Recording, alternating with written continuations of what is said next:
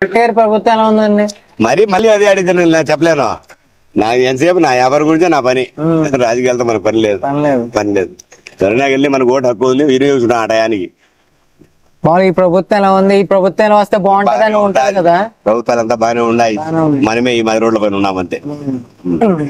ఏమంది జనసేన ప్రభుత్వం ఎందుకనన్నా?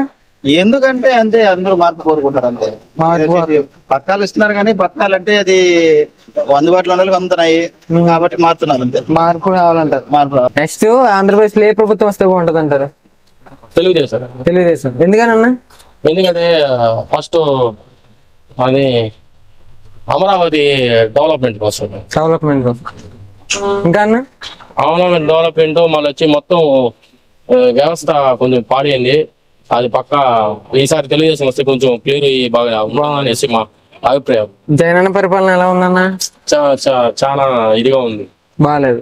ఒకసారి అయితే మార్పు రావాలని ఉంది. ఇక్కడ కూడా ప్రజలందరూ నేను ఆల్మోస్ట్ సర్వే చేస్తుంటా బయట అంతా. ఇప్పుడు మనము లాస్ట్ టైం నేను వైసీపీలో ఉన్నాను, ఈ టైం ఆల్రెడీ 5 years అవుతుంది.